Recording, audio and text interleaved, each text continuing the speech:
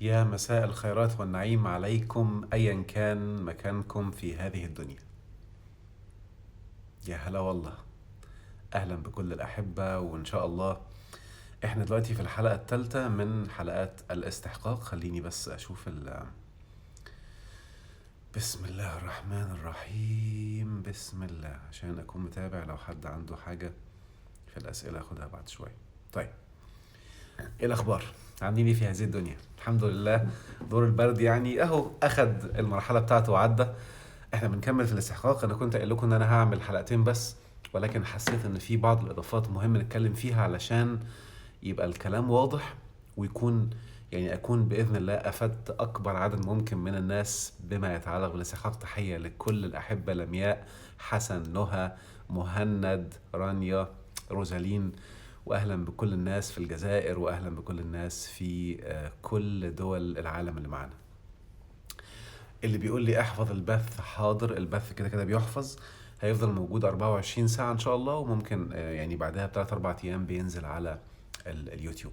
طيب انا بس في هراجع سريعا كده لما كنا بنتكلم على الاستحقاق علشان تبقى الرؤية واضحة. اتكلمنا في كذا جزئية. اتكلمنا اولا ان انا مشاعري زائد افعالي او سلوكي زائد سبب يؤدي الى الواقع اللي انا عايشه.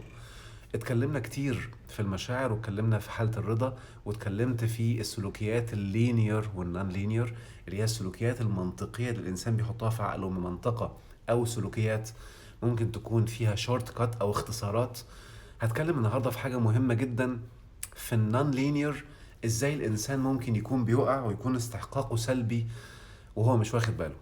ركزوا معايا كويس قوي في الحتة دي، قلناها كذا مرة. هي جملة قالها وينداير الله يرحمه: أنت لا تجذب ما تريد، وإنما تجذب ما أنت عليه الآن. انتبهوا بقى، وهسأل سؤال هنا عشان تبقى الرؤية واضحة أو المنظور واضح. إيه الأكثر ذبذبات أو تأثير طاقة؟ ذبذبة فكرة ولا ذبذبة أكشن فعلي مادي؟ فكروا معايا كده. إيه الأقوى في التأثير دلوقتي؟ اكشن فعل مادي، اكشن فعلي يعني حلو، اكشن فعلي دي فعل مادي انا بعمله، ولا طاقة وفكرة؟ فكروا كده. اكشن. يلا، ساجة بتقول اكشن، وجوجو بتقول فكرة، آية بتقول اكشن، منار بتقول فكرة. كده 50-50. فاطمة بتقول فكرة، رقية بتقول فكرة، كي ميوزك بيقول فكرة. طيب انتبهوا بقى، انا هقول لكم مثال اهو عشان نشوف هي فكرة ولا اكشن مادي. دلوقتي قدامي منديل ورقة اهو، خلاص. ممكن فكرة تخليه يتقطع، ولا اكشن مادي يعمل تأثير سريع ويقطعه؟ ها؟ انا النهاردة واحد ماسك مسدس وبيصوب ناحيتي دلوقتي اهو، والطلقة يعني انا مفيش اي حواجز ولا اقدر احمي نفسي، والمسدس في ايديه والطلقة في المسدس. لو ضغط الزناد ايه اللي هيحصل؟ الطلقة هتطلع وهتخبط فيا فورا.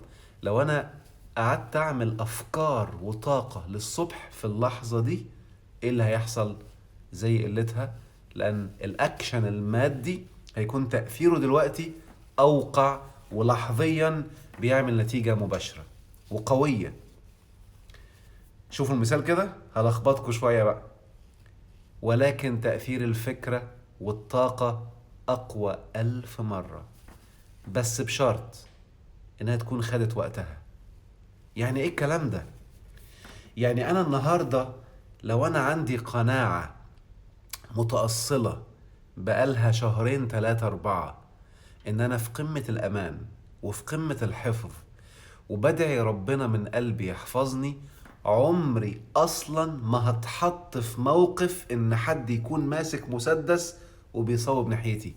عشان كده عايز الناس تكون مدركة بقى ان الفترة اللي انا باخدها في غرس القناعة وغرس الفكرة بتعمل تأثير اقوى بس بعد فترة، لكن في اللحظة ما ينفعش تعمل تأثير لانك لسه محتاج تبنيها. هي بالظبط عاملة زي الزرع. عاملة زي ايه؟ زي الزرعة. لو انا خدت بذرة تمر عشان ازرعها وتنبت وتبقى نخلة وتؤتي الثمار بتاعها محتاجة وقت. لكن ما ينفعش البذرة النهاردة، ما ينفعش النهاردة أقول الله أنا جبت شوية بذور بقى برتقان وبطيخ ومانجا وتفاح وبكرة هعمل لكم عزومة. ده تفكير مش منطقي. البذرة لازم تتحط في الأرض وترتوي وتتزرع عشان تؤتي الثمار بتاعها، رغم ان الزراعة قوية بس مش بتجيب نتائج لحظية. وده اللي بيلخبط الناس اللي تفكيرهم خطي او تفكيرهم لينير. يقول لك انا جربت مفيش نتيجة. انت لسه ما حفرتهاش، انت لسه ما غرستش الفكرة وما رويتهاش وما سقتهاش وما نبتتش عشان تؤتي الثمار بتاعها. فانتبهوا جدا للحتة دي. طيب، وده زي ما اتفقنا بيلخبط الناس اللينير وبيلخبط الناس اللي هم ماشيين بالتفكير الخطي، ان هو بيلاقي نفسه مش لاقي نتيجة ومش حاسسها. هقول هنا جزئية مهمة قوي لبعض الناس اللي كانوا بيسألوا على الأسباب.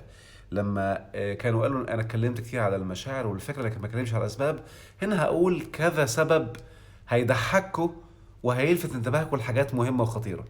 نفترض انا النهاردة واحد، ركزوا معايا كده، عدى عليا يوم والتاني والعاشر وشهر والتاني والعاشر وانا مش بحط خطة للتطوير، وانما انا الكيرف بتاعي بينزل، انا المنحنى بتاعي عمال ينزل وينزل وينزل.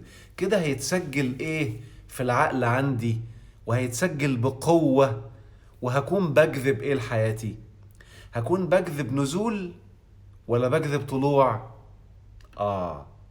طالما انا بقالي فترة اشهر عمال انزل، او بقالي فترة اشهر سايب نفسي للظروف هي اللي بتتحكم فيا، او بقالي فترة بالاشهر افكار هي اللي بتمشيني مش انا اللي باخد القرارات، يعني انا تابع لافكاري اللي هي تابع لمشاعري مش انا اللي باخد القيادة، ايه اللي هيحصل؟ الاستحقاق بتاعي هيكون استحقاق نزول وانا مش واخد بالي، او استحقاق ان انا اكون مقيد محبوس حاجة خنقاني وانا مش واخد بالي، لان سبت افكاري اللي تمشيني، بقيت تابع. فطالما انا بقيت تابع يبقى الظروف هي اللي هتخليني امشي مش انا اللي هعرف امشيها. حلو. ايه اللي يحصل بقى؟ اول ما هيبدأ الانسان ياخد قرار دلوقتي ان انا اتحسن، هو مش فاهم قوانين الاستحقاق، مش فاهم انه كان بقاله فترة بينزل، فدلوقتي الكون كله البرمجة بتاعته انها تنزلك، ومش فاهم ان المفروض اخد فترة اتدرج للاعلى عشان اكسر الاستحقاق القديم والبرمجة القديمة وابني برمجة جديدة. فايه اللي بيحصل بقى؟ انا هبدأ النهاردة اخد قرارات واتحسن، يوم يظهر اسباب تعرقله، فجأة يتخنق، يتضايق، يبقى مش في المود، يجيله مشاعر سلبية كتير. المشاعر السلبية أسوأها الخوف واللي بعدها الحزن. المهم إنها تلاقي المحصلة إنها ترجعه تاني للاستحقاق القديم، لأنه مش واخد باله من قانون الاستحقاق إنه بيبدأ يتبني بعد ما الذبذبات تتحفر والقناعة تتحفر فترة. وده اللي بيبين الإنسان الصادق من غير الصادق. ده اللي ربنا قالها حتى في القرآن، إن ربنا أول ما تبقى داخل في حاجة جديدة هيعمل لك ابتلاء، قصدي هيعمل لك فتنة، مش ابتلاء. الابتلاء عملت حاجة سلبية، الفتنة ممكن تجي لك وانت بتعمل حاجة إيجابية على فكرة. والفتنة مش لازم تكون سلبية، ممكن الفتنة مال، الفتنة أولاد، الفتنة جمال، الفتنة نجاح. هتكمل في التراك ولا لأ؟ فيبدأ يحصل لك أنا أوريدي الاستحقاق بتاعي اللي فات كان ملخبط، فدلوقتي بنسميها بقى الكومفورت زون أو دايرة الارتياح. هتبدأ المشاعر تخنقك شوية، الأفكار تهجم عليك، وهتحس إن أنت مش مرتاح في الوضع ده. والمفاجأة إن أنا عايز أبعد عن التطور ده عشان أرتاح. أنا لما هبعد عن الحالة دي هتخليني مرتاح، تقوم تاخد قرار تبعد، رجعت للاستحقاق القديم. طيب، فهمت بقى الحلقتين اللي فاتوا ان انا رغم اللي بيحصل هخلي مشاعري هادية، هنسف اي احكام في دماغي، لان احيانا بيبدأ الشيطان يدخل يحط احكام احكام احكام احكام احكام عشان تخليك تنفر وتبعد وتحس بالراحة انك تبعد. هنسف الاحكام دي، هنهي الاحكام من حياتي، وهكون رايق وانا حاطط خطة. انا فعلا عايز اتطور، انا فعلا همسك تراك ايجابي الفترة الجاية، وعارف ان دي كومفورت زون او دايرة ارتياح بتعطلني، هكون مرتاح، هتغلب على المشاعر بتاعتها، هعديها وانا رايق، مش هسمح للافكار ولا الاحكام تطلع تأثر فيا. ساعتها هتمسك التراك. عدى عليك شهر او 2 وانت في الحالة دي محايد رايق، كسرت الكومفورت زون، كسرت دايرة الارتياح، عمال طول الشهرين بتتطور على مستويات عدة بقى زي ما قلنا، المستوى النفسي والاجتماعي والثقافي والمعلوماتي او العلمي والمادي. انا عمال اتطور حتى على مستوى اهتمامي بالوقت واهتمامي بجسمي حتى وبصحتي، عمال تتطور. رغم انف كل اللي بيحصل ده، انت الان بتمسك تراك الاستحقاق الحقيقي. يوم اللي حاصل تبدأ كل منظومة الاستحقاق القديم تتكسر، وتبدأ تدخل منظومة استحقاق جديد. كل مرة إن شاء الله هتلاقي الصورة بتاعته قوية. كنت عامل لكم على فكرة المحاضرة اللي كانت اسمها كن أنت المشروع، كانت محاضرة هتلاقوها على اليوتيوب وهتلاقوها في الأكاديمية في ركن الدورات المجانية. اتكلمت فيها عن الحتة دي بس بمنظور تاني خالص، منظور الطيارة وهي واقفة علشان تجري وتنطلق بسرعة لازم تبذل جهد وطاقة وطاقة وطاقة وطاقة. بتكون كل المحركات شغالة بأعلى طاقتها لغاية ما وتمسك التراك. ليه؟ لأنها بتنتقل من استحقاق السكون إلى استحقاق الحركة. طب انتبه بقى، أيهما أصعب؟ أو بلاش أقول أصعب. أيهما محتاج قوة وإرادة من حديد وطاقة بجد؟ الانتقال من استحقاق السكون إلى استحقاق الحركة، ولا الانتقال من استحقاق النزول لاستحقاق الصعود؟ اللي محتاج طاقة أكتر، اللي محتاج قوة أكتر إيه؟ اللي محتاج إرادة من حديد وتحدي. أيوة، اللي محتاج إرادة من حديد وتحدي هو اللي كان بينزل، فهو في استحقاق نزول هيعمل طاقة عالية عشان يوقف، وطاقة عشان توقف النزول، وطاقة تانية علشان تطلع وتمسك تراك الصعود. فانت محتاج طاقة مضاعفة. عشان كده بيبان بقى الإنسان الحقيقي اللي عاوز يتطور من الإنسان اللي أو نفسي أتطور أو عايز أتحسن. حتى مهمة جدا وخلي بالكم منها. شفت حد كاتبها على الفيسبوك امبارح او اول امبارح، ان من علامات والشيطان بيخش للأسف انه يلخبط الناس لما يكونوا في بداية لحظة حقيقية عشان يتطوروا، ان يبدأ يخليه يتعلق بأمل فيك او أمل وهمي. والإنسان لما بيتعلق بأمل من غير ما يحط له خطة ويتحرك بيبقى تمني، والتمني لا يمكن تحصل له. انتبهوا كده، في آية في القرآن بتقول أم للإنسان ما تمنى. ده استفهام استنكاري، يعني بالبلدي كده انت فاكر نفسك يا حبيبي هتاخد اللي بتتمناه؟ التمني دايما في أذهان الناس بيبقى عبارة عن فكرة أنا نفسي فيها بس مش حاطط خطة عملية عشان أتحرك فيها. أنا نفسي أكون غني، أنا نفسي أكون سعيد، ونفسي أكون، عارفين أغنية كان اسمها ايه كمان؟ انا نفسي اكون معرفش ايه وده تربطة تيت، نفسي ابقى جسمي رشيق، نفسي اكون عايش حياة سعيدة، نفسي الاقي شريك حياة مناسب، نفسي الاقي حد يفهمني. طب انت نفسك، تعال بص الواقع، قناعات مطينة بطين على مثلا لو انت راجل قناعات على الستات وقناعات على الرجالة، فانت بتاخد اسباب تؤدي الى استحقاق مثلا عدم الجواز بسبب القناعات دي، او ان انا عمال اضيع وقت، او ان انا عايش في الخوف وعايش في المشاعر السلبيه وما بعالجهاش وما بشيلهاش، او عايش في الحزن ومشاعر الحزينه ومش بعالجها، او مش بحط خطه عشان اتطور في يومي وكل يوم اكون بنتقل، او سايب نفسي الايام بتعدي وبتجري مني وانا مش واخد بالي. فانت العمل اللي بتعمله فعليا بيؤدي لمزيد من السلب، ولكنك حاطط امنيه انك تتحسن. يوم اللي يحصل تفسر، وركزوا كويس قوي بقى، عقلك يسمي الامنيه امل، لا هي اسمها أمنية. وبعد فترة طبعا طول ما هي أمنية وانت عمال تبذل جهد، يعني او مش بتبذل جهد بقى، عمال فاكر نفسك هتتحرك، عايز بشدة انها تحصل لك، مع انك بتعمل اشياء عكسية. عامل زي بالظبط واحد راكب سيارة، ركزوا معايا في المثال ده، واحد راكب سيارة وبيتجه بالسيارة بالاتجاه ده وهو نفسه يبقى هنا، فنفسي ابقى هنا بقى والسياره ماشيه كده، نفسي اروح هنا بقى، امتى هيجي اليوم اللي اكون هنا بقى والسياره هنا؟ يقوم يلاقي السياره عماله تبعد، يتضايق ويتخنق ويتألم، يقوم بعد كده قايل هو انا متألم ليه؟ عشان عايز اروح هنا؟ طب مش عايز اروح هنا، ويفضل مستسلم. فيجي لك الشيطان عشان ينسف لك مرحله الطاقه وانك تحط هدف، انك يقول لك بقول لك ايه، انسف بقى الامل ده بقى وارتاح. تقوم انت قايل تصدق انا والله ما ارتحتش الا لما نسفت الامل اقصد. ودي حته خطيره جدا. بالعكس، انت كده كنت حاطط فكره ايجابيه وعايز تتطور، بس مش عارف تتطور ازاي، فكان في الم.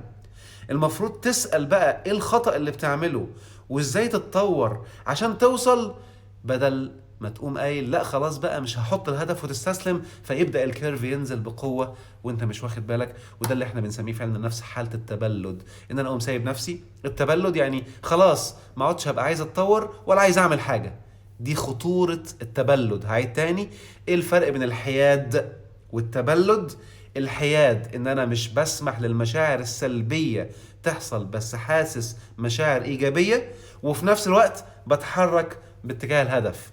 طب التبلد لا هحس الحلو ولا هحس الوحش ولا بتحرك، وده اللي الشيطان بيوصله للناس، ودي حته خطيره جدا.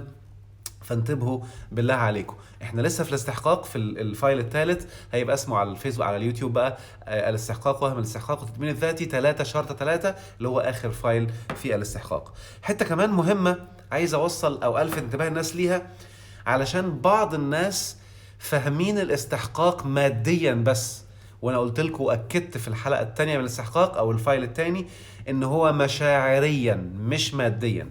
فانا هشرح، يعني انا جايب ورقه معايا اهو عشان هقول لكم حاجه فيها مهمه جدا، وركزوا عشان دي باذن الله هتحل لكم حاجات في الحياه قد يكون ناس كتير مش منتبهين ليها. خلاص، لو عملنا خط كده، الخط ده خط الحياه، يعني كل الناس اللي هنا هم الناس اللي على خط الحياه. لو انا يعني هحاول ارسم، يعني معلش بقى انا ايه، هتبقى رسمه شكلها كوميدي شويه بس هتوضح الصوره ان شاء الله.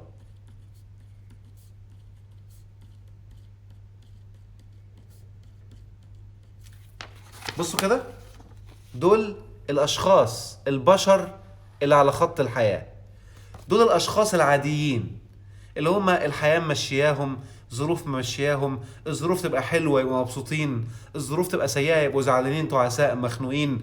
معظم الناس اللي هم الاشخاص العاديين اللي هم يتعدوا مثلا 80% ولا حاجه من البشر، خلاص، او 90 لان هم للاسف بيكتروا بقالهم فتره يعني.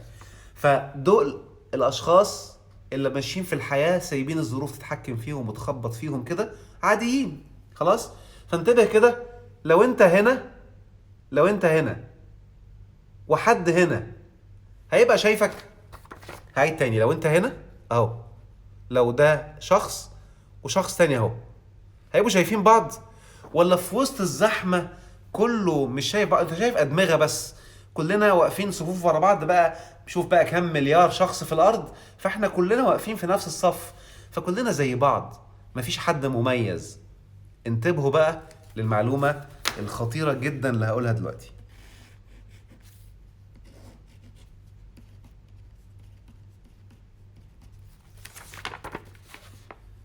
هكتب بس كلمه كده، مش عارف هتبقى واضحه ولا لا لان ساعات الموبايل بيعكس معكوسه، معلش. طيب انتبهوا كده، ده سهم لتحت وده سهم لفوق. اللي فوق دي كلمه القيمه واللي تحت كلمه الشهوه. انتبهوا بقى، اللي فوق قيمه، حاجه فاليو، حاجه ذات قيمه، وتحت حاجه شهوانيه، شهوه. خلاص، خلي بالكم بقى، اي شخص هيعمل اي حاجة في تراك الشهوة، يعني هينزل، كل الناس دول هيشوفوه، فهياخد رقم 1 شهرة، 2 فلوس. ما طالما في شهرة يعني في ناس كتير، يعني اذا في دخل. خلاص؟ ركزوا معايا تاني. اي حد هيعمل اي حاجة في تراك الشهوة، حلو كده، كل الناس دي هتشوفه نزل خلاص اهو، فهياخد رقم 1 شهرة، رقم 2 هياخد فلوس، ولكنه مستحيل ياخد سعادة وراحة بال. خلاص؟ العكس بقى، اي حد هيعمل حاجة على تراك قيمة فهيعلى لفوق، هيبقى هنا، فكل الناس شايفينه، فهياخد برضو شهرة وهياخد مال، ورقم 3 هياخد سعادة وراحة بال. ركزوا معايا بقى عشان نشرحها بالبلدي ونسيب الورقة. الناس كلهم على صف واحد. هتعمل حاجة شهوة، يعني النهاردة مثلا لو واحدة في دولة محافظة قررت انها تطلع وتمشي عريانة في الشارع وتصور نفسها بالفيديو وتنزلها على اليوتيوب، ايه اللي هيحصل؟ هي عملت حاجة شهوة. رقم 1 الناس كلها هتعرف، والفيديو هيتشير وهياخد ترافيك عالي جدا جدا جدا، ولو على اليوتيوب بيدي فلوس هتاخد فلوس. خلاص؟ يبقى هي عملت شهوة، اتشهرت، اخدت فلوس. طيب لو صورت افلام دعارة، خلاص، وباعتها، هتكسب فلوس. الناس اللي مش فاهمين بقى القانون ده، ده مشهور، ده بيكسب فلوس، يبقى ناجح. لا، اتحداك لو عايشين سعادة، هو ده الاستحقاق الحقيقي. هم اخدوا قوانين المادة وقوانين الشهوة وقوانين فلوس، فعرف ينجح نجاح صغير في انه يكسب. وطبعا طالما واحد او واحدة مثلا عملت شهوة او عملت حاجة جنسية وخدت فلوس، ده بعرف قانون النجاح هو نجاح. لكن اللي احنا بنتكلم فيه وعامل فيها حلقة اسمها الفرق بين النجاح والفلاح، اللي اسمه فلاح هو معناه ان انا مستمتع وسعيد، وده الاستحقاق الحقيقي. طب تعالى بقى، شاب او فتاة قرر يعمل برنامج يسهل على الناس حياتها، زي مثلا شركة طلبات او شركة اطلب او شركة كريم مثلا، دول نماذج عربية مجتمعنا عربي. فهو عمل قيمة، فتعرف، هو مشهور وبقى بيدخل فلوس، وسعيد مستمتع بكمية النجاحات اللي بيعملها في الأرض للبشر. فدايما خلي بالك بقى، اوعى تبص على حد بيعمل شهوة وبيتشهر أو بيكسب فلوس وتقول غريبة جدا، مع إنه بيعمل حاجات غلط، مع إنه مثلا بيعمل حاجات دينيا مش مظبوطة، مع إنه ممكن يكون بيعمل كذا وكذا وكذا وكذا وكذا. هو كده بياخد شهرة وبياخد فلوس. والحتة الخطيرة اللي عاوز ألفت انتباهك ليها، إن نسبة كبيرة منهم شهرتهم بتكون عذابهم وفلوسهم بتكون عذابهم، وانت مش واخد بالك، وبينتزع منه. والله بنقابل ناس كتير جدا في الجلسات انه حتى بينتزع منه المتعة بالرزق، فتلاقي حتى الحاجات اللي عنده ما عادش حاسس طعمها. ودي اكبر اشاره بنسميها بقى الموت النفس، انه ما عادش عايش شهوه، ما عادش ماشي بالقيم، اقصد بقى ماشي بالشهوات. امتى تعرف انك بقيت ماشي بالشهوات؟ انك تبدا المتع اللي كانت بتمتعك قبل كده ما عادش ليها طعم، وما عدتش عارف تجيب متعة تانية، وأفكار سلبية هجمة عليك كتير رغم أنك مشهور أو أنت مثلا عندك فلوس كتير. هنا إشارة أنك لازم تفوق، أنت ماشي في تراك شهوة مش في تراك قيمة. تراك شهوة معناه إيه؟ إن أنا يبقى دايما شكلي حلو، أظهر مظهر جميل جدا، إن أنا ألبس لبس غالي قوي، ان انا اكون دايما الناس تقول عليا واو ما شاء الله ده شيك قوي، ده بسم الله ما شاء الله نموذج رائع جدا في الشياكه، ده بيلبس حاجات غاليه، ده بيتكلم كويس واظبط الكلام بتاعي وانمقه، ان انا بعمل بيزنس بطلع بحاجات غاليه، بكسب كويس، بسافر كتير، عمال اصور في اماكن كل شويه. دول ناس شغالين في الشهوه وهم مش واخدين بالهم. وخلي بالك انت مستحيل تعرف من بره الشخص ده شغال شهوة ولا شغال قيمة، فبطل تحكم على حد. انا بكلمك انت لو انت اللي عايش الحالة دي، لان انت اللي هتبقى ادرى اذا كنت سعيد ولا مش سعيد. ممكن تكون بتعمل كل دول وانت بتعمل قيمة برضو. انا عايز ابين يا جماعة ان اللي بيعبد ربنا صح وبيمشي في التراك الصح بيكسب كويس، بيلبس كويس، بيسافر كويس، فانت بتعملها قيمة. وبالتالي اللي يعرف هو انت، فبلاش تحكم على حد، بص على حياتك انت. بقالك فترة مش بتستمتع بالنعم اللي عندك، انت ماسك تراك شهوة.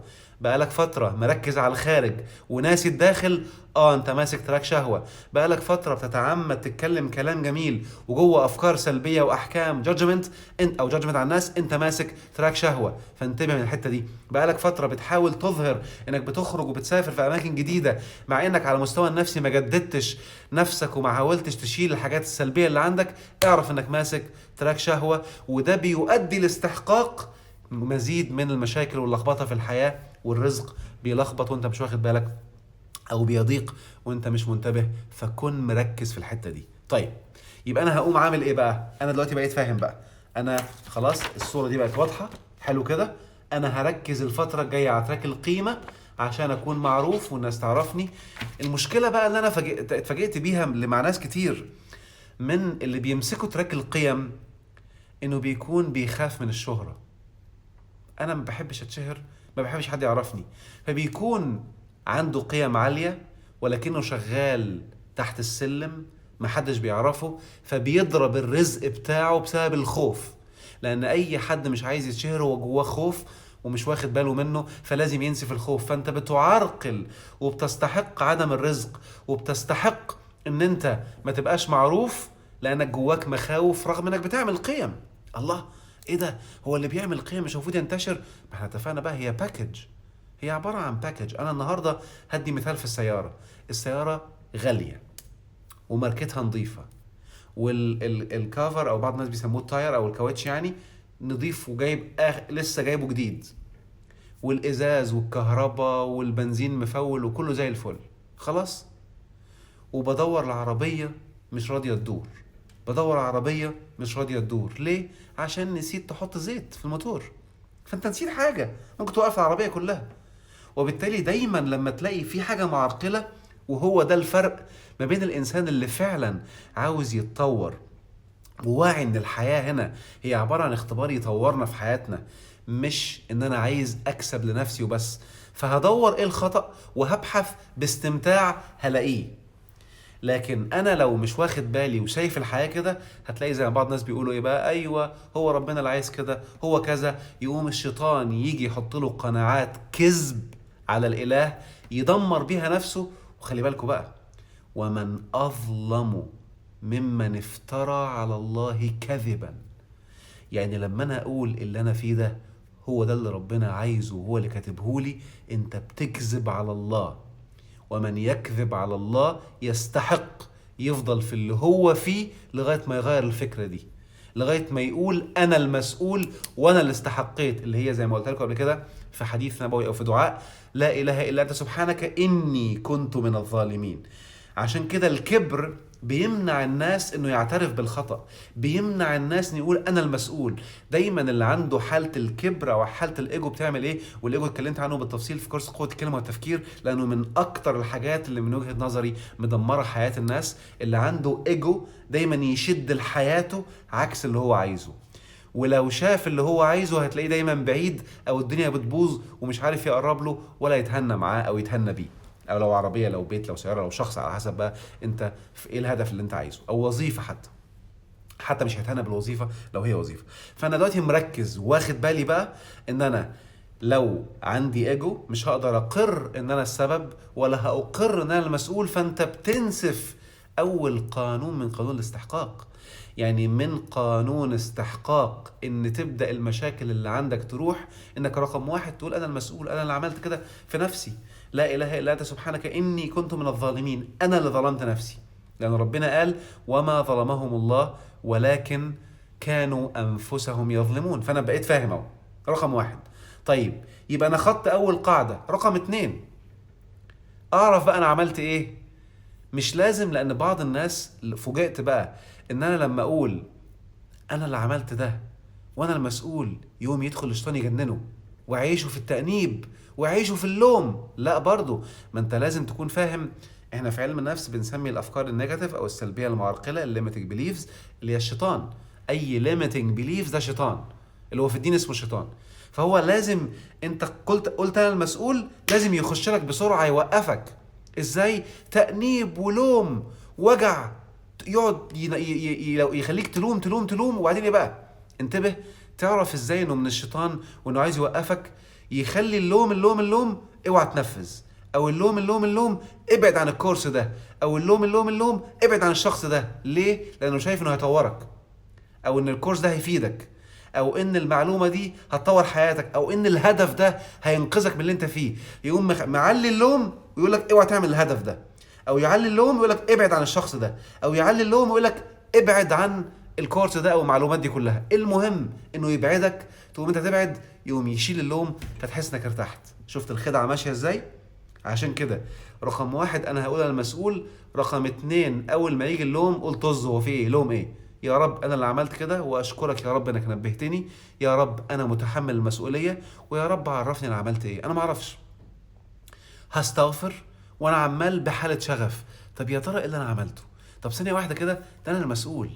يبقى لو انا اتطورت هطور كله، انا مش هستنى بقى ظرف يتحسن من بره، ولا دوله تتحسن، ولا وضع اقتصادي يتحسن، لا، انا بقيت فاهم انا المسؤول. يبقى اول ما امسك التراك صح هتطور بمنتهى السهوله، وهتطور بمنتهى السرعه، فالحمد لله. فانا المسؤول دي كلمه مريحه، مش كلمه تتعب. انا مش هقعد بقى اعذب نفسي وعاقب نفسي علشان هي المسؤوله، لا. عشان كده مهم جدا مبدأ التسامح، وزي ما قلنا في الحلقة اللي فاتت العفو من أسباب الاستحقاق الإيجابي، وأول إنسان مستحق إنك تعفو عنه وتسامحه هو أنت. اعرف إن نفسك أنت ما كانش عندك معلومات، ما كنتش فاهم، وبالتالي عملت خطأ. حلو، طبطب على نفسك. أنا عامل فيديو من حلقات الفيديو اسمه أنا آسف يا نفسي. خد نفسك بالحضن، اعتذر لها إنك كنت شادد عليها. من استحقاق النجاح في الحياة انك تكون عفو غفور على نفسك اولا، وعلى الاخرين ثانيا. وبالتالي انا هحس ان انا مرتاح، وهحس ان سامحت نفسي. ايه المشكلة تغلط؟ ما كانتش عارفة. على فكرة انتبهوا كده، مش عشان انا بقول لك معلومات دلوقتي يبقى انا اطلعت على كل العلم اللي في الكون. معرفش وقف ليه. مش عشان انا بقول لك معلومات دلوقتي يبقى انا اطلعت على كل العلم اللي في الكون، لا بالعكس. انا ممكن النهارده اعمل حاجه ويحصل لي خطأ عشان ما كنتش عارف المعلومه بتاعتها، وهنتعلم تاني. ايه المشكله؟ هنتعلم وهنعرف. لكن لو انا بقى رفضت اني اكون مخطئ، وعاقبت نفسي او انبت نفسي وحاسبتها على الخطأ، هنا المصيبه.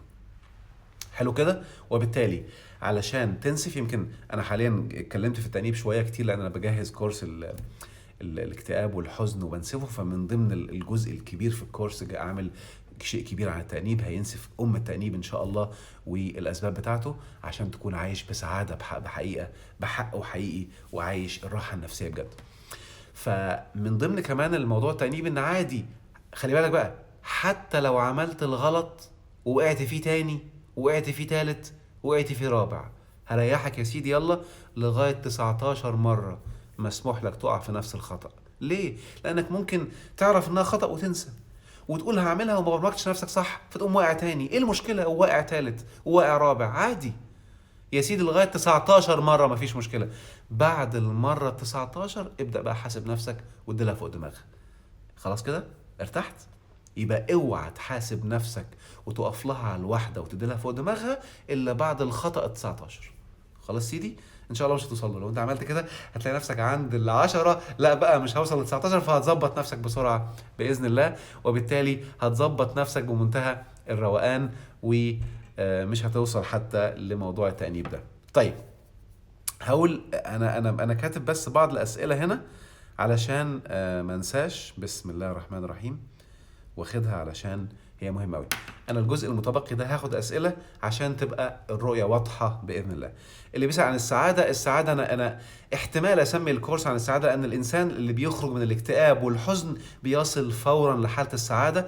فانا لسه بس ما استقرتش على اسم الحزن، على اسم الكورس اقصد. بس الكورس اللي جاي اللي بجهزه عشان اسجله ان شاء الله هو اللي هيوصل لحاله السعاده الدائمه باذن الله، لان في ناس كتير جدا مش فاهمين معنى كلمه سعاده. في حد كاتب بيقول سؤال محيرنا، ده حسين أحمد: طبقا لكلامك ده هل المظلوم يستحق الظلم؟ ولو يستحق الظلم ليه ربنا هيحاسب الظالم ولو لم يستحقه؟ ليه اتظلم؟ شكرا جزيلا. ما هو بصوا، لما انا بكلمك عن الاستحقاق هدي مثال صغير يوضح لك الصورة. خلاص كده؟ انا النهاردة عملت خطأ، ظلمت حد.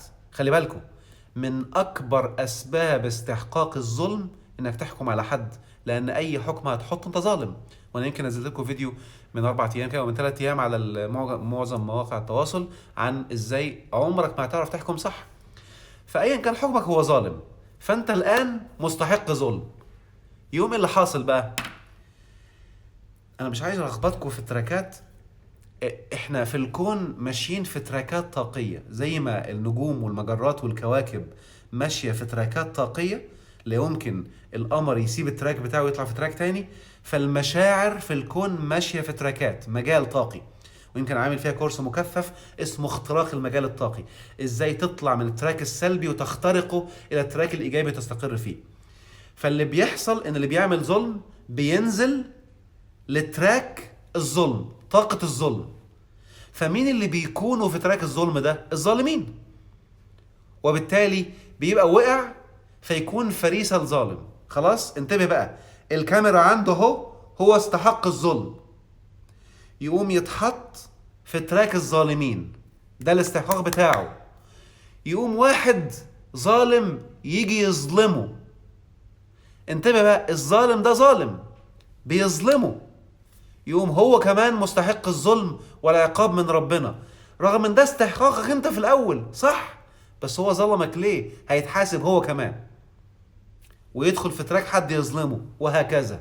الله، طب يعني ايه يعني الكلام ده؟ يعني انا بقول لك ركز في نفسك دلوقتي، مالكش دعوه في الظالم. لو انت ظبطت استحقاقك هتطلع من تراك طاقة الظلم الى تراك الحق، وتبقى عايش بالعدل. فمستحيل ظالم يظلمك، فالظالم مش هيعرف يلاقي حد يظلمه. فلو كل الناس مسكوا التراك صح ما عادش هينفع حد يتظلم، فاحنا كده حمينا حتى الظالم من انه يظلم. طبعا ده نظريا مستحيل يحصل، ان هيفضل في الكون الى يوم القيامه السلب والايجاب، لان احنا في اختبار ولازم نتعلم منه، وكل الاجيال اللي جايه بتتعلم منه. فانا دوري دلوقتي اتعلم اني لا اجعل الظالم يظلمني، ولكن مش معنى بقى ان انا استحقيت الظلم ان هو لما يظلمني مش هيتحاسب، هو كان ظالم برضه. وصلت كده؟ وبالتالي انا بقيت فاهم بقى ان انا مسؤول عن نفسي، ماليش دعوه بالاخر. انا ممكن النهارده اذي مثلا قطه واوجعها، اضربها ضربه جامده جدا فتتالم، فانا كده استحقيت الم. يوم ربنا يخليني ماشي، واحد من الناس المتنمرين او اللي بيعملوا حاجات غلط يوم جاي ضاربني ضربه هتالم، اوكي ده استحقاقي، بس هو كمان هيدخل وكمان في استحقاق وهيتحاسب على اللي هو عمله. وصلت؟ وبالتالي انا مهم جدا اكون فاهم الحتة دي علشان اتدرج في الحياة واكون بقمة السعادة والانطلاق في الاستحقاق الايجابي. طيب سؤال تاني، في حد كاتب بيقول لي انا بقى عندي لخبطة ما بين ازاي كل اللي بيحصل لي ده بيحصل نتاج افعالي، اذا ايه فايدة الدعاء لما انا اكون بصنع قدري. طيب انتبهوا كده، طبعا تكملة سؤال معلش لان في حتة مهمة فيه في اخره. واذا دعوت فقط لن يتحقق شيء. المشكلة يا جماعة ان احنا الدعاء فاهمينه غلط. الناس بقت فاكرة ان الدعاء هو عبارة عن ان انا بتمنى، او ان الدعاء هو عبارة عن ان انا يعني بسأل سؤال. لا، الدعاء عملية، لو ما عملتهاش ما اسمكش دعيت. يعني ربنا بيقول في القرآن أمن يجيب المضطر إذا دعاه وإذا سألك عبادي عني فإني قريب، انتبهوا كده، أجيب دعوة الداعي إذا دعاني. فمش كل واحد فاكر نفسه داعي دعا بجد، إذا دعاني يعني دعا صح، عشان كده كل دعاء مستجاب. لكن اللي انت بتعمله لو هو 4 شروط وانت عملت 3 والرابع ما اتعملش ما اسموش لسه دعاء. وصلت كده؟ انا النهارده مثلا هشرح لكم الدعاء بسرعة عشان تكون الدنيا واضحة. عارفين الدعاء جاي من دعوة. يعني انا النهاردة لو قلت لك انا دعيت احمد او دعيت يوسف، معناها ايه؟ معناها بعت له مسج احمد انا عندي حفلة تعالى، عملت له دعوة اهو، دعيته. انا كلمته في التليفون، دعيته انه يجيلي، دعيته، فدي دعوة. خلاص؟ فانتبهوا بقى، الدعوة احنا بنعملها وربنا بيعملها معانا. ربنا بيدعونا برضو، والله يدعو الى دار السلام. ربنا بيدعونا هو كمان، يدعونا نخش نطبق علشان نحقق اللي احنا عايزينه. فلما انا ادعو الله، عملية الدعاء بقى اللي بتحقق النتائج هي عبارة عن ايه؟ رقم 1، بيبقى عندي هدف، اكتبوها عشان دي مهمة جدا. رقم 2، انا بفكر ايه اسم من اسماء الله اللي لو بقى موجود عندي يحقق الهدف ده. خلاص؟ انا النهاردة مثلا عايز هدف فلوس، ده مثال اهو عملي. طيب ايه اسم من اسماء الله يحقق هدف الفلوس؟ اسم الله الغني مثلا. خلاص كده؟ او اسم الله الباسط. خلاص؟ ده بسط الرزق، ده الثراء. خلاص؟ اسم الله الباسط. حلو. اسم الله الباسط دي ليها طاقة، يبقى انا هدعو، مش ربنا قال ولله الاسماء الحسنى فادعوه بها؟ فانا هدعو باسم الله الباسط، هيقوم الله يستجيب دعائي، فطاقة البسط هتحل جوايا، فهيبقى جوايا طاقة بسط، فهتبدأ دماغي تطلع أفكار من طاقة البسط دي تجيب لي فلوس، أقوم أعملها يتحقق الدعاء. وصلت؟ يعني 5 أركان: هدف، حددت الاسم، دعيت الاسم حل وربنا استجاب، بقت الطاقة موجودة جوه، أنا قمت بقى بالأفكار اللي جت عندي، نفذت، حصل الموضوع، وبالتالي بقى واقع وبقت عايش فيه في استحقاق مادي. لكن قاعد كده هوائي، يا رب ارزقني 500,000، يا رب ارزقني مليون، خليك قاعد يا حبيبي، انت كده لسه ما دعيتش، انت كده تتمنى برضو، انت كده بتعمل امنية بس مسميها دعاء. عشان كده انا عامل برنامج كامل اسمه سميها باساميها، لان احنا بنسمي الحاجات بغير مسمياتها وبنضيع بسبب هذه المسميات الخطأ اللي احنا مش واخدين بالنا منها. طيب هسأل سؤال تاني. في حد بيقول طيب ليه في ناس مؤذية وحياتها ناجحة جدا؟ ده استحقاق؟ هنشاف هنا بقى. ناجحة جدا يعني ايه؟ هتلاقيه مشهور او معاه فلوس، هو ده النجاح؟ المؤذي مستحيل يدوق طعم الراحة النفسية الحقيقية. خدوها قاعدة كده، طالما اذى اذا هيبقى عنده ايذاء. هقول لكم سر كده خلي بالكم منه وركزوا فيه كويس قوي. والله الذي لا اله الا هو، لا يمكن انسان يكون عايش الراحة النفسية والسعادة ويقدر اصلا يشرب خمرة او يشرب سجاير او ياخد مخدر. مستحيل. فاي حد بيشرب سجاير تأكد انه مستحيل يكون عايش نعيم، لانه لو عاش النعيم جسمه هينفر اصلا منها ويبعد عنها، لانها بتأثر طاقة سلبية.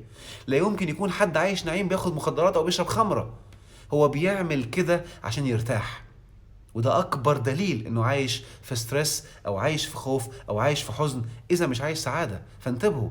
ومن معدل شربه للخمر او شربه للسجاير تعرف معدل الستريس اللي هو فيه او الضغط النفسي اللي هو فيه، وبالتالي بص بقى عندك ترمومتر تعرف بقى اذا كان سعيد ولا مش سعيد. ما تقوليش بقى واحد بيأذي وعايش سعيد وهو عايش في خمور وبيشرب خمره وبياخد مسكرات وانت فاكر انه سعيد، ولا معاه فلوس ولا مشهور، ده في الشهوه وهو مش منتبه ممكن يكون متعذب وبيشرب خمره عشان ينسى. فانتبهوا من الحته دي عشان تكون الصوره واضحه بالنسبه لكم. طيب برضو مثال تاني بيقول الجزئيه دي عامله لي لخبطه. هل هناك تناقض بين الله غفور رحيم والاستحقاق؟ لا، فين اللخبطه؟ خلي بالكم بقى، نصيحه مني، اول ما تلاقي نفسك اتلخبطت قوم قايل اوبا انا كده في تفكير لينير. هي مش لخبطه ولا حاجه، هي ممكن تكون نون لينير بس انا مش عارف اربطها، مش عارف امسك اركبهم على بعض. خلاص؟ فلو انت هديت وقلت لا انا مش متلخبط، هي ليها تفسير، هتلاقي نفسك هديت والتفسير ظهر او ربنا هيظهر لك الحل. انتبهوا كده، ربنا غفور رحيم صح؟ طب هي دي بتحصل كده؟ طب ما لو ربنا غفور رحيم ما حدش هيتحاسب بقى؟ لا، ربنا غفور رحيم حتى المغفرة ليها استحقاق. لو انت ما قعدتش تروح لربنا تستغفره بجد وتنوي انه يغفرك مش هيغفرلك. يعني حتى الغفران له استحقاق، اعمل الغفران استغفر يغفر لك. خلي بالك بقى في حتة خطيرة جدا، بعض الناس مش مدركين انه بيوقف غفران ربنا لانه مش عارف يغفر للناس ولا يسامحهم. في حديث مهم جدا للأسف ما بيتقالش كتير، من لا يغفر لن يغفر له. يعني من استحقاق تسريع الغفران ان انت اغفر للناس انت كمان وسامحهم وفوت لهم وعديها. ما توقفش الناس على الواحده بقى وهعمل له وهوري له وهسويه وهعلمه الادب، لا. يعني حتى في آية في القرآن بتقول ايه؟ فليعفوا وليصفحوا ألا تحبون أن يغفر الله لكم؟ يعني اعفوا واصفح عشان ربنا يغفر لك. ما تحبش ربنا يغفر لك؟ فربنا ربطهم الاتنين ببعض. وبالتالي اللي مش واخد باله بقى، ولا حتى كاتب اول مره اسمع الايه الحديث ده، وحتى الايه اهي، وبالتالي انا لما افهم وابقى عارف ان ده استحقاق، كله استحقاق، هبدا ساعتها ادور. يعني شوف، قبل ما تسمع الفايلات دي كلها كنت مش واخد بالك، فلما انت فهمت فسالت فاستحقيت تعرف المعلومه دي مني دلوقتي، لانك بقيت عايز تعرف اهو فاستحقتها. كون المعلومه وصلتك الان ده استحقاقك، وبالتالي الحمد لله يبقى اللي جاي هيبقى اروع باذن الله. طيب هاخد كمان سؤال، احنا لسه الوقت مش، بسم الله. في حد كاتب انا صار عندي لخبطه برضو، ما عرفتش اوفق ما بين ما كتبه الله لنا وبين الجذب والاستحقاق. برضو هقول لما تلاقي نفسك متلخبط اعرف انك لسه ستك او محبوس في التفكير اللينير الخطي. كسر التفكير الخطي، قول هي ليها رابطه تانية انا مش قادر افهمها، يا ترى هي ايه؟ هتلاقي نفسك فهمتها ان شاء الله. ده معناه برضو ان انا لسه مش فاهم يعني ايه المكتوب، ولسه مش فاهم اللي ربنا قدره لينا. انا عامل حلقتين كاملين هتلاقيهم على الفيديو اسمها ما هو القدر وما هو المكتوب. لو فهمتها هتفهم يعني ايه كلمة مكتوب. هشرحها بسرعة كده. انا النهاردة مسكت الموبايل اهو، انتبه، لما مسكته كده نور، ضغطت كده طفى، ده اللي مكتوب. الشركة اللي عاملة الموبايل كاتبة ان لو ضغطت على الزرار ده هيطفي، لو ضغطت تاني هينور، ضغطت تالت هيطفي، ضغطت رابع هينور، وبالتالي مش بيحصل غير اللي مكتوب. فلما اقول لك مش هيحصل لك في الموبايل غير اللي مكتوب، يبقى اللي الشركة كاتباه هو اللي هيحصل. ففي الكون كده بالظبط بقى، ربنا كاتب حاجات اللي يعملها يبقى سعيد، وربنا كاتب حاجات اللي يعملها يبقى تعيس. فانت كده كده مش هيحصل لك الا اللي مكتوب. ربنا كتب اللي بيعفو ويصفح ربنا هيعيشه في راحة وهيخرجه من اللي هو فيه، وأن تعفوا أقرب للتقوى، وقال ومن يتق الله يجعل له مخرجا ويرزقه من حيث لا يحتسب. يبقى انتبه بقى، أنا عملت التقوى فهستحق يجيلي المكتوب اللي هو ايه؟ اطلع من اللي انا فيه، سواء كان مرض او مشاكل نفسية او لخبطة او معاناة مع الاشخاص والعلاقات او ايا كان، او مرض او ايا كان، ويرزقني كمان. حلو. طب انا مش بعفو ولا يمكن اسامح، والغل والكبر جوايا والايجو. يعني حتى هقول لكم مثال خطير جدا في الاستحقاق دلوقتي. بص كده، الناس اللي عايزينك، انت النهارده مثلا قررت تعمل حاجه لحد، حلو كده، انت خلاص هتعملها له. شوف انت بتعملها له بسرعه ولا بتماطل فيها. بحسب المماطله بتاعتك رزق ربنا هيجيلك في مماطله انت كمان. يعني حتى ساعات بعض الناس تبعت لهم رساله، يبقى ممكن يرد، يقوم سايبك كده يتقل عليك شويه. انت كده بتستحق ان ربنا يتقل عليك. شوف لدرجه ايه التعاملات بتاعتك. عشان كده الكورس كارما العلاقات انا عامله كامل في العلاقات الموضوع ده، ان بحسب تعاملاتك مع البشر رزقك بيجيلك، وانت مش منتبه ان الحته البسيطه دي ان انا ممكن ارد عليه بس بتقل، بس اسيبه شويه، ده بيلخبط لك الرزق بتاعك، بيعطلك انت كمان وانت مش منتبه. عشان كده مهم، وقلت مره فاتت الوعود، ما توعدش وتخلف، ما توعدش وانت عارف انك مش هتعملها. ده ممكن يخلي ربنا ما يستجيبلكش، لان انت كده مستحق عدم اجابه الوعد. وبالتالي حاجات بسيطه جدا ممكن نكون بنقع فيها واحنا مش منتبهين، فكن مركز واخد بالك. طيب في حد كاتب سؤال، هو انت كل يوم بتتكلم بشكل مختلف؟ انت قلت احنا اللي بنجذب لنفسنا ما نريد، مع اني ما قلتش كده خالص. انا بقول دايما انت لا تجذب ما تريد، وانما تجذب ما انت عليه الان. خلاص كده. اذا كانت ذبذبتنا متوافقة مع الكون، وهسه انت بتقول ان اذا انت عملت عمل غير جيد فانت تستحق العذاب، تناقض بالكلام، هنبتدي نفقد الثقة فيك. وانتبهوا يا جماعة، الذبذبات بتاعتك دي لو انت النهاردة مسكت واحد ضربته، فانت الان بقت ذبذباتك ذبذبات ايذاء. انتبه كده، لسه شارح الحتة دي في اول الفيديو. انا مسكت واحد النهارده ضربته وعورته ونزل دم، فذبذباتي دلوقتي ايجابيه ولا سلبيه؟ ذبذبات انتقام، ذبذبات ايذاء، ذبذبات سيئه. علشان تظبط الذبذبات دي انت محتاج شهرين تفكير تظبطهم، لان التفكير قوي بس بياخد وقت. الاكشن المادي بيجيب نتيجه اسرع. فهتفضل ذبذباتك سيئه ومحتاج تعمل لك شهرين طاقه ايجابيه عشان تظبط الذبذبات السلبيه دي. شوف الخطوره. طيب اشيلها ازاي؟ قوم اعمل فعل حسن ايجابي، فعل قوي ايجابي. الفعل القوي يشيل ذبذبات الاكشن الايجابي السلبي اللي انت عملته. اعمل خير في حد، او اعتذر له، او صالحه، اللي هي اتبع السيئة الحسنة تمحوها. لان الفعل السيء لازم فعل حسن يشيله. مش اقعد اغمض عيني ذبذبات، كل ده اقل في التأثير بكتير. اللي بيبقى قوي بس بعد شهرين زي ما اتفقنا بياخد له وقت. وبالتالي انا مهم جدا اكون مركز بقى. انا عامل برضو فيديو اسمعوه علشان هيفيدكم ان شاء الله، اسمه الفرق بين الذنوب والسيئات، هتلاقوه من حلقات الفيديو. وبالتالي انا مهم جدا بقى اكون فاهم لو عملت اكشن سيء عشان اشيل الذبذبات السيئة لازم اعمل اكشن ايجابي او فعل ايجابي حسن.